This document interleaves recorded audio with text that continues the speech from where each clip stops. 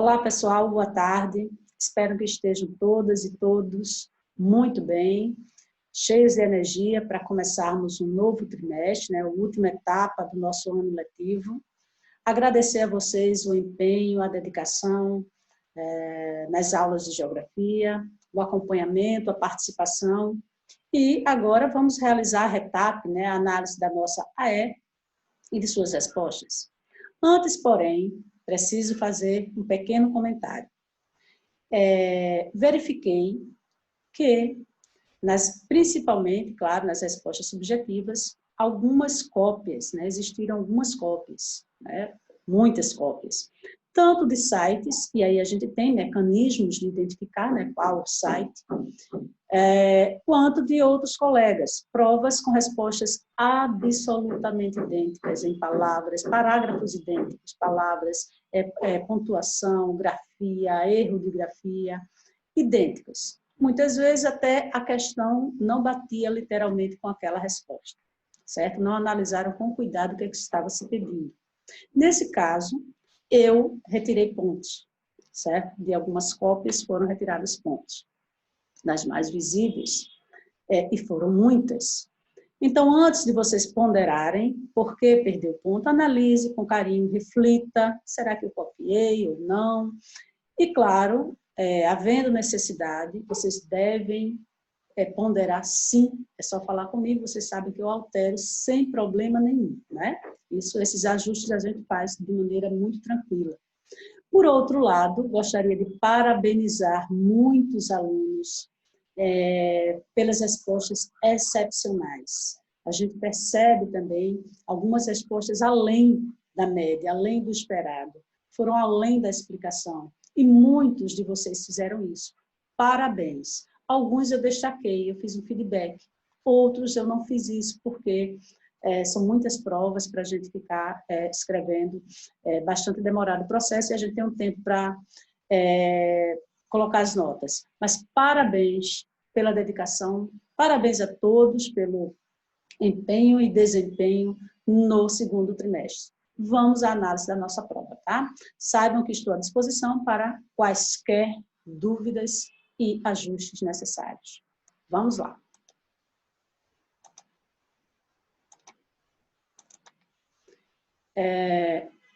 Temos aqui na nossa né, segunda de Geografia, mas vamos ao gabarito. Deixa eu ver aqui, procurar o gabarito da prova.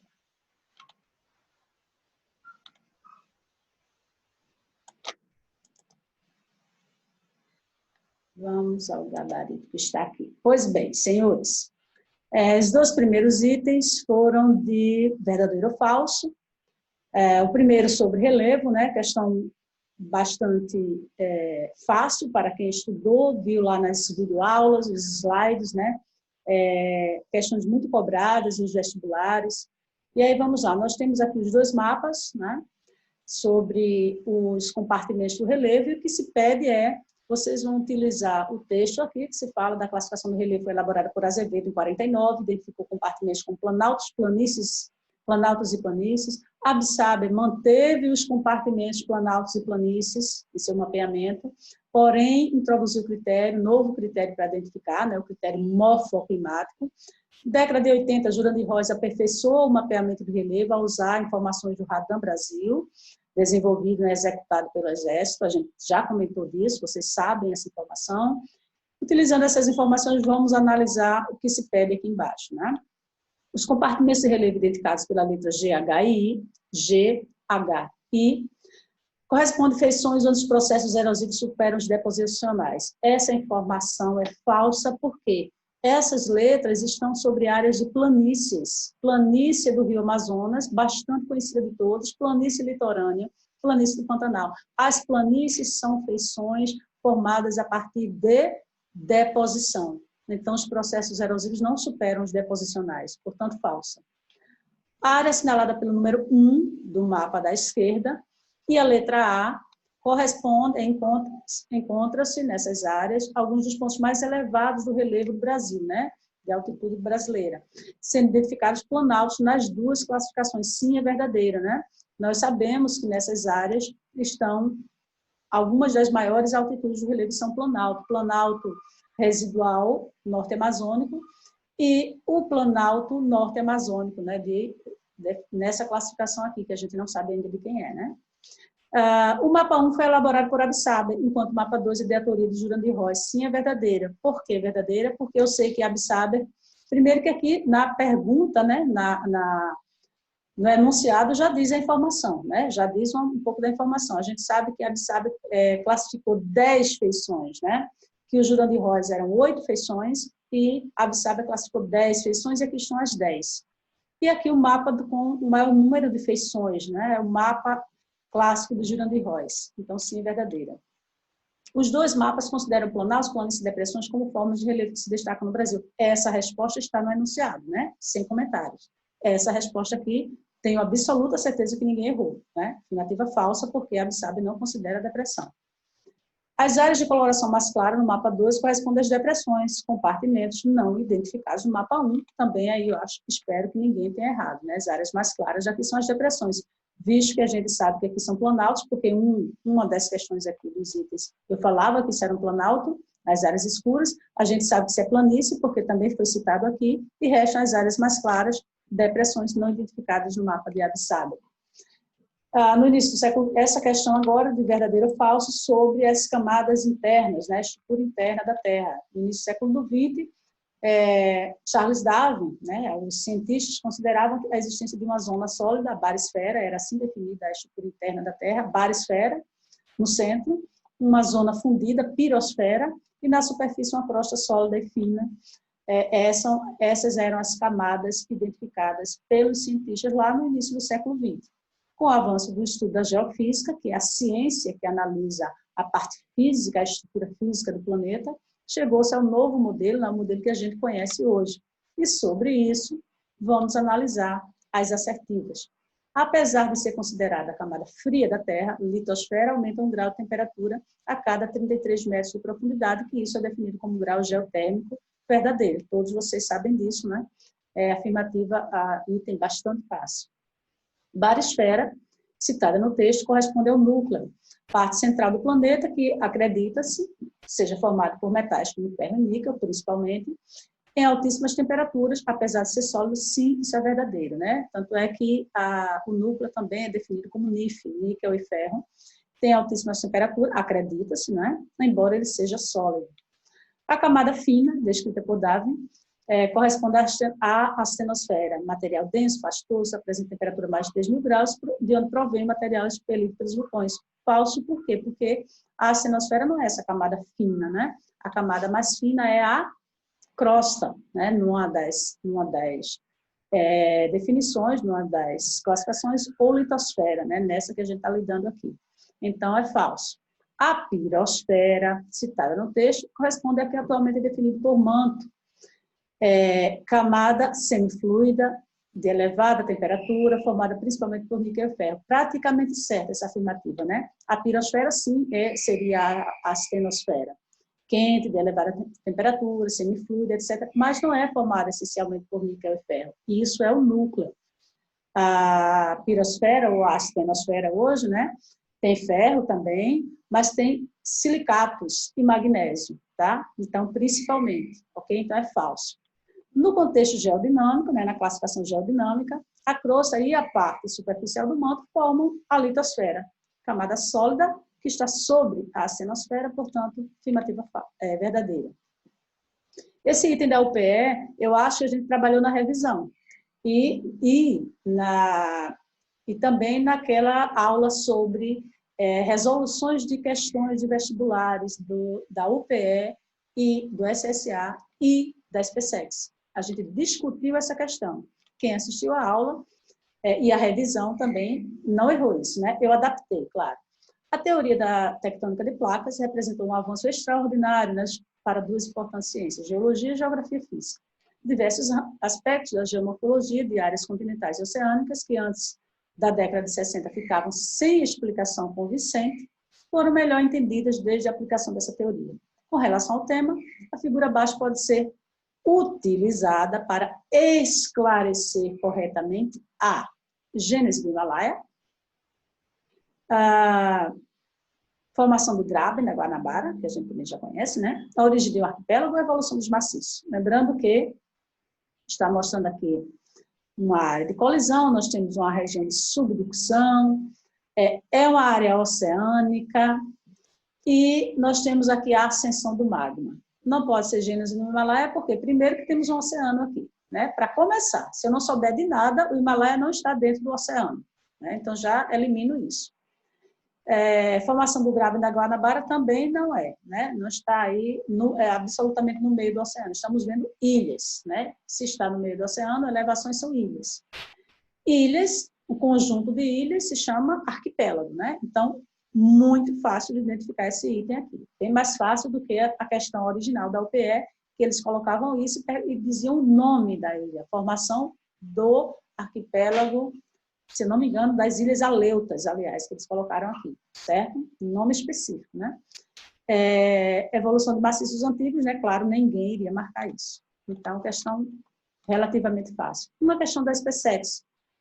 Figura a seguir apresenta placas tectônicas que compõem a crosta. O movimento dessas placas está indicado nas setas. Na figura estão plotados pontos geográficos de 1 a 5, considerando as sequências advindas da deriva dos continentes, que é a dinâmica tectônica, e a localização dos pontos 1 a 5, assinale a afirmativa correta. O ponto 1, vamos lá, o ponto 1, se refere à falha de San Andreas, correto, né? E é resultado do movimento entre placas convergentes de Nazca e norte-americana. 2 erros aí. Primeiro, que a falha é de movimento, né, lateral, né, conservativo. E segundo, que não é aí a placa de Nazca, né? O ponto 2 se refere, cadê o ponto 2? Se refere à Cordilheira dos Andes. Sim, né? Ponto 2, Cordilheira dos Andes.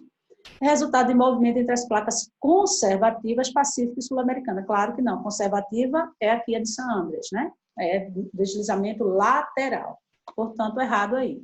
E também as placas não são essas, né? Pacífica e sul-americana. O ponto 3, se refere à dorsal mesoatlântica, e é resultado do movimento entre as placas divergentes africana e sul-americana. Sim, correto, né? Então, aqui nós temos a dorsal, né, uma imensa cordilheira oceânica. E por que essa cordilheira não se transformou num arquipélago? Porque não está visível ainda a superfície, né? Se ela crescer mais, se ela aumentar, ela se torna, então, um arquipélago, porque ela se tornaria visível à superfície. É uma cordilheira submarina, a dorsal mesoatlântica. Portanto, a afirmativa correta. Ponto 4, refere-se à fossa abissal do Atlântico Norte, e é resultado de movimentos dessas placas convergentes norte-americanas e da Europa. Não, fossas são formadas principalmente...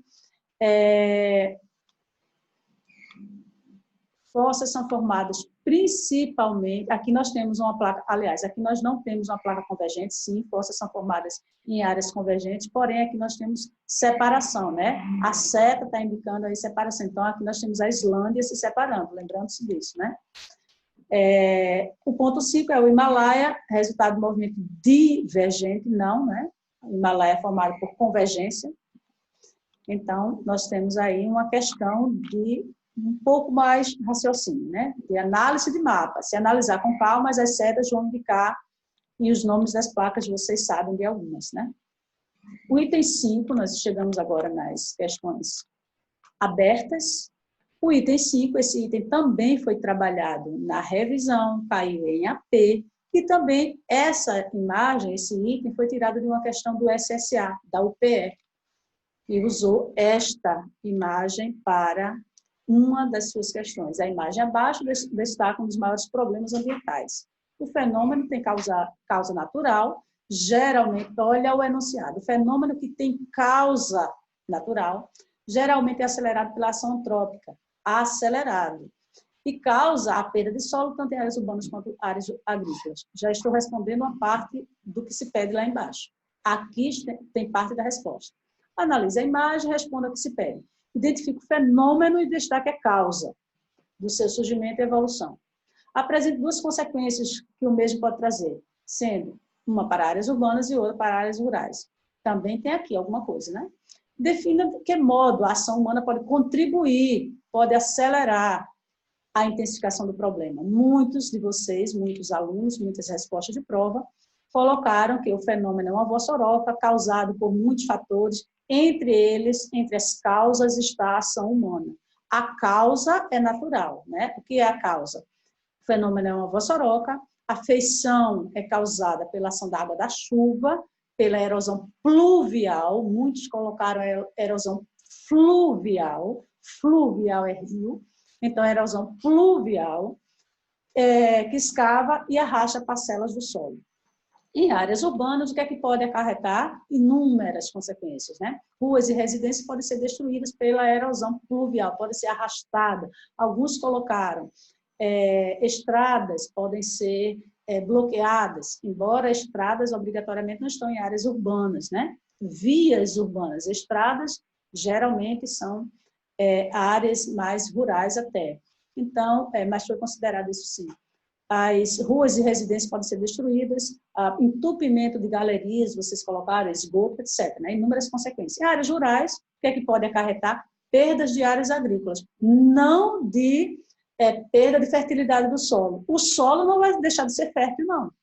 Certo? Alguns colocaram isso e eu não considerei, ok? Então, não perde a fertilidade do solo, ele perde o solo, literalmente, né? Arrastado. Mas o solo que fica continua com a mesma fertilidade, ok? A ação antrópica intensifica o problema. Intensifica, ele não é causador, ele intensifica. Ele pode recuperar essa área, a ação antrópica. Mas como é que ele intensifica? Retirar a cobertura vegetal. Então, quase a maioria acertou esse item aqui. Né? Retirada da cobertura vegetal, desmatamento, essa é a resposta, deixando o solo exposto, ou então construir áreas impostas. Né? Então, isso intensifica o problema. Porém, revejam suas respostas do item A e do item B. A imagem 6, né, a questão 6, a imagem abaixo, muito trabalhada por nós, né, isso caiu nas APs, representa inúmeras possibilidades pelas quais, ao longo do tempo geológico, ocorre a formação da base geológica da crosta. Eu não falei a palavrinha rocha, né? Analise a imagem, caracterize o ciclo representado, explicando o processo de formação de dois diferentes tipos de rocha. Aqui eu já vou induzindo a resposta, né? Já estou dizendo aqui, ó. Nos enunciados, quase sempre tem um pouquinho da resposta. Comente e justifique a frase. As rochas representam a história inanimada do planeta. A gente comentou isso na revisão. Teve esse comentário. É possível considerar que a figura representa o conjunto de processos permanentes de reciclagem? É possível, é a opinião de vocês. Muitos pegaram cópias literais de sites e colaram aqui. Justifique a sua resposta. Você, o que é que você acha? A imagem representa o ciclo das rochas, claro, muito óbvio, né? Suas diferentes formas de formação, diferentes maneiras de formação de rochas. Destaca os processos atuantes na formação de cada tipo de rocha.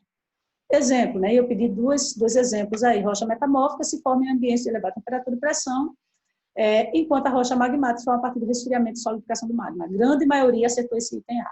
Grande, absoluta maioria. As rochas guardam registros fósseis, né? Por que as rochas podem ser a história inanimada do planeta? Porque eles guardam registros fósseis no ambiente que se formaram. Algumas também representam marcas de eventos que deram origem ao planeta. Muitos de vocês responderam de forma excepcional, fizeram análise falaram sobre o Varvito de Itu, nessa questão que a gente trabalhou também, né? Falou tanto lá na revisão, e sobre os fósseis. Então, parabéns aos que foram aí os excepcionais, que juntaram as informações e trouxeram para aqui para a resposta. Sim, né? A imagem representa processo de reciclagem, sim. Existem rochas que se originam de outras, né? As rochas se originam uma das outras, e também pode se transformar em magma novamente, reiniciando o ciclo, né? Então, sim, claro, é um processo de reciclagem. O último item é sobre solo, sobre perfis de solo. Formação característica do solo depende de alguns fatores. A partir da imagem dos conteúdos estudados, destaca a importância dos fatores clima e rocha matriz, a importância. Não é dizer o que é que eles fazem. Qual a importância dos dois? Que peso eles têm na formação do solo? B. Caracteriza os perfis de solo apresentados na imagem, destacando os horizontes desses perfis. E C. Define em qual ambiente pode se formar o solo do perfil 2. Justifique a resposta. Então, vamos lá. Rocha matriz, qual a importância da rocha matriz? Ela vai determinar a composição mineral do solo, né? As cores, vocês poderiam usar isso também. as cores do solo, a composição mineral, contribuindo para maior ou menor fertilidade, né, a rocha matriz. Porém, vai depender do tipo do clima. Então, aqui é a importância do clima para ser intemperizada e transformada em solo bem desenvolvido ou não. Então, a atuação do clima, dos agentes intempéricos, depende da rocha. Então, esses dois fatores são fundamentais, né? Claro, os demais também, mas a importância deles para a composição do solo. B, o perfil 1 indica um solo jovem com uma fina camada de solo arável, enquanto o perfil 2 indica um solo maduro com horizontes, todos os horizontes bem desenvolvidos. Eu estava pedindo para vocês falarem desses horizontes vistos aqui. Alguns falaram dos tipos de horizontes que existem em solos. Então, sim, responderam, um solo tem horizonte tal, tal e tal. Mas a gente está pedindo desses dois aqui, só para comentar. Enquanto um solo só tem praticamente rocha mãe, só tem o R e uma porçãozinha de A, que muitos de vocês também foram brilhantes nessas explicações, o 2 está bem formado, maduro, completo, com todos os seus horizontes bem definidos. Okay? Então, assim a gente termina a nossa retap e analisem agora suas respostas, suas notas e façam as ponderações se necessário, ok? Boa tarde, obrigada pela atenção e vamos iniciar um novo trimestre. Obrigada a todos.